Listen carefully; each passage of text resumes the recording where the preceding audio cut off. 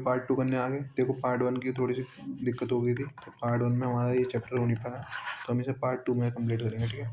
तो हमने पढ़े थे रिएक्शन विद मेटल। अब ध्यान देना, रिएक्शन विद मेटल में क्या होता है, ये आर एक्स क्या, आर बी आर को क्या मान लो, आर एक्स मान लो, आर एक्स रिएक्ट करेगा एम जी के साथ, तो क्या बनेगा ट्राई थ्री में R M G B R, R M G B R. ये क्या होता है, कैटलिस्ट। क्या होता है कैटलिस्ट, इसे क्या कहते हैं आर एम जी एक्स, क्या कहते हैं आर एम जी एक्स, ठीक है। क्या होता है ग्रीनडार्ट रिएजेंट, क्या होता है ग्रीनडार्ट रिएजेंट। अब आर एम जी एक्स अगर रिएक्ट करेगा वाटर के साथ, किसके साथ, वाटर के साथ, तो क्या बनाएगा आर एच, क्या बनाएगा आर एच, ठीक है। आर एच कैसे बनाएगा, ध्यान देना, आर के ऊपर नेगेटिव, एम जी के ऊपर पॉजिटिव, एच टू को तोड़ोगे तो कैसे H plus O H minus.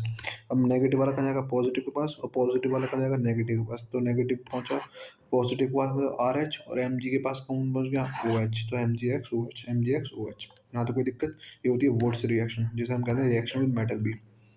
अब वोट्स रिएक्शन क्या होती है, आर एक्स को रिएक्ट करो टू एन ए से in the presence of X R, तो यहाँ पे क्या हुआ एक्स और एन ए दोनों को दोनों क्या हो गए एक साथ मिल गए, तो यहाँ पे क्या होना आर आर, और ये पूरा का पूरा क्या हो गया निकल गया। ये मैं रिवीजन कर रहा हूँ, पहले पार्ट में मैंने ये चीज़ें कराई थी, ठीक है। अब आगे बढ़ते हैं, कहाँ समझ में आ रहा है क्या हुआ, हमने ये पूरा का पूरा पार्ट हमने निकाल दिया, जो हमारे जो दो आर बचे उनको क्या कर दिया बॉन्डेड कर दिया, तो ये होती है हमारी वोट्स रिएक्शन। क्या होती है वोट्स रिएक्शन।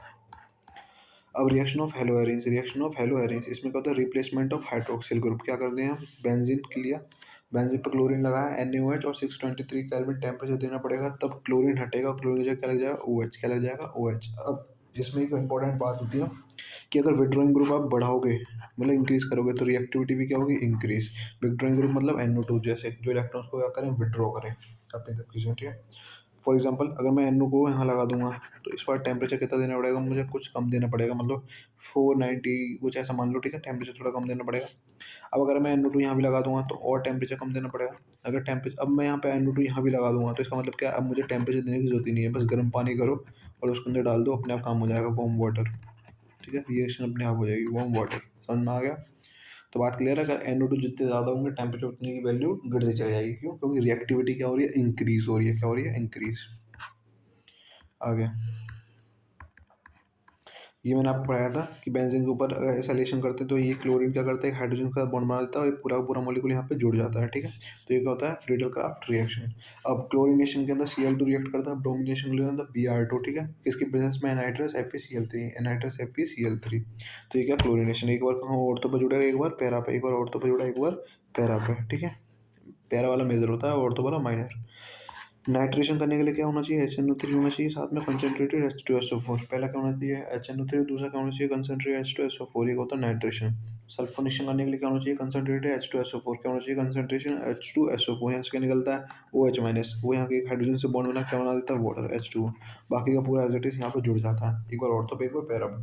पैरा वाला क्या रहता है मेजर, ऑर्थो वाला क्या रहता है माइनर। भैया आप तो बहुत जल्दी जल्दी पढ़ा रहे हो भाई, ऐसा कुछ नहीं है। ये पहले पार्ट में मैंने पढ़ा दिया है, अब मैं सिर्फ एक रिवीजन कर रहा हूँ, जल्दी क्विक रिवीजन। और इस सेकंड पार्ट में मुझे इसलिए बनाना पड़ रहा है क्योंकि मेरे पहले पार्ट में ये मैंने पूरी वीडियो बनाई थी, पता नहीं किस रीज़न से वो नहीं बन पाई, तो मुझे सेकंड पार्ट बनाना पड़ रहा है, वरना मैंने हर चैप्टर पे एक ही पार्ट में कंप्लीट किया है। अब Wurtz Fittig reaction, Wurtz Fittig reaction क्या होती है, जैसे कि इसमें ये हो गया एक्स, अब प्लस Na, प्लस क्या कर दिया हमने आर एक्स मतलब एक्स आर।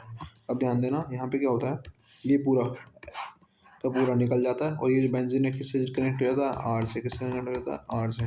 तो ये होता है वुड्स फिटिंग रिएक्शन। क्या होती है वुड्स फिटिंग रिएक्शन, क्योंकि वुड्स ने ये एलिफेटिक के लिए दी थी और फिटिंग ने रिंग वालों के लिए दी थी, तो दोनों को मिला दिया तो क्या बन गई Wurtz Fittig reaction. Fittig reaction ये रही, ठीक है। इसमें क्या होता है फिटिंग रिएक्शन क्या होता है, ये बेंजीन है, बेंजीन के ऊपर क्या है एक्स, प्लस यहाँ पे क्या है Na, यहाँ पे क्या है प्लस बेंजीन, बेंजीन के ऊपर क्या है एक्स, ये दोनों के दोनों क्या होंगे निकल जाएंगे और पूरी बेंजीन दोनों एक दूसरे के हो जाएंगे कनेक्ट हो जाएंगे, जिसे हम क्या कहते हैं डाइफिनाइल कहते हैं, ठीक है, जिसे हम क्या कहते हैं डाइफिनाइल। हो गया आगे बढ़े। अब सब्स्टिट्यूशन रिएक्शंस क्या होते हैं, ऐसे कंपाउंड्स ऑर्गेनिक कंपाउंड जिनके अंदर से रिप्लेसमेंट हो हेलोजेंस का और कौन ऐड हो जाए न्यूक्लियोफिल, न्यूक्लियोफाइल क्यों ऐड हो जाए न्यूक्लियोफाइल, ठीक है। न्यूक्लियोफाइल ही क्यों बोलते हैं इसे, क्योंकि न्यूक्लियोफाइल क्या होता है, न्यूक्लियो का मतलब होता है न्यूक्लियस और फाइल का मतलब होता है लव, मतलब जो न्यूक्लियस से लव करे। अब न्यूक्लियस के अंदर कौन सा चार्ज होता है पॉजिटिव चार्ज, मतलब जो पॉजिटिव चार्ज से लव करे। पॉजिटिव चार्ज से कौन लव करता है, जिसके पास खुद के पास क्या हो नेगेटिव चार्ज। अब ध्यान देना CH3Br, अगर इसको OH माइनस से काम रिएक्ट कराएं, OH माइनस का मतलब क्या है न्यूक्लियोफाइल, तो यहाँ पे OH में क्या करेगा, इसकी जगह ले लेगा तो CH3OH बन गया, Br निकल गया। तो यहाँ पे न्यूक्लियोफाइल की तरह कौन काम कर रहा है, OH-, ठीक है। अब सब्स्टिट्यूशन रिएक्शन के दो टाइप होते हैं, SN1 और SN2। SN1 जो होती है दो स्टेप में होती है। पहले स्टेप में क्या होता है, जो लिविंग ग्रुप होता है, जैसे कि यहाँ पे कौन था, Br। पहले स्टेप में Br छोड़ के जाता है, और दूसरे स्टेप में क्या होता है, वहाँ पे कौन जुड़ता है, न्यूक्लियोफाइल। कौन जुड़ता है, न्यूक्लियोफाइल। तो पहले स्टेप पे क्या होता है, लिविंग ग्रुप निकल के जाता है वहाँ से, और दूसरे स्टेप में क्या होता है, क्या ऐड होता है, न्यूक्लियोफाइल। SN2 में सिर्फ सिंगल स्टेप रिएक्शन, अपने एक बार में सारा खत्म मामला ही। आगे बढ़ते हैं। अब देखो, जब कोई न्यूक्लियोफाइल उसे छोड़ के गया, जैसे कार्बन है, कार्बन को अगर एक्स यहाँ से तोड़ के गया, तो एक्स के ऊपर नेगेटिव, पर इसके पास क्या है, कार्बन पॉजिटिव। तो इसका मतलब क्या है, यहाँ पे फॉर्मेशन होता है किसका, कार्बोकैटायन का। किसका होता है, कार्बोकैटायन। कार्बोकैटायन का मतलब कार्बन के ऊपर पॉजिटिव। और SN2 में नो कार्बोकैटायन, कोई भी कार्बोकैटायन नहीं होता। नो कार्बोकैटायन, कोई भी कार्बोकैटायन नहीं होता। स्टेबिलिटी की बात करें तो ऑफ कार्बोकैटायन, तो 3 डिग्री सबसे ज़्यादा होती है, फिर 2 डिग्री, फिर 1 डिग्री। स्टेबिलिटी की बात करें तो सबसे ज़्यादा किसकी, 3 डिग्री, फिर 2 डिग्री, फिर 1 डिग्री। ठीक है, स्टेबिलिटी कार्बोकैटायन के अंदर। ठीक है, और दूसरी इसमें याद कर सकते हो कि अल्फा हाइड्रोजन सबसे ज़्यादा क्या होते हैं, स्टेबल। क्या होते हैं, स्टेबल।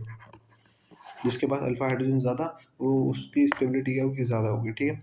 अब यहाँ पर रिएक्टिविटी का ऑर्डर क्या है, 1 डिग्री सबसे ज़्यादा हाईली रिएक्टिव होते हैं, फिर 2 डिग्री, फिर 3 डिग्री। इसका बिल्कुल अपोजिट कहाँ पर है, SN2 में।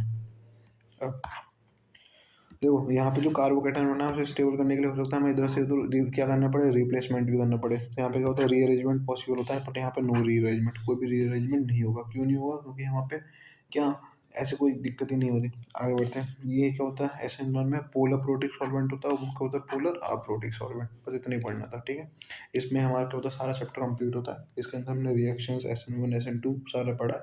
अब मेरी बात ध्यान से सुनना, मैंने आपको सारी चीज़ें उस वीडियो में ही पढ़ाई थी, बस क्या नहीं पढ़ाया था, SN1 और SN2। तो मैंने वो यहाँ पढ़ा दी। ठीक है, और कोई दिक्कत नहीं है। Thank you.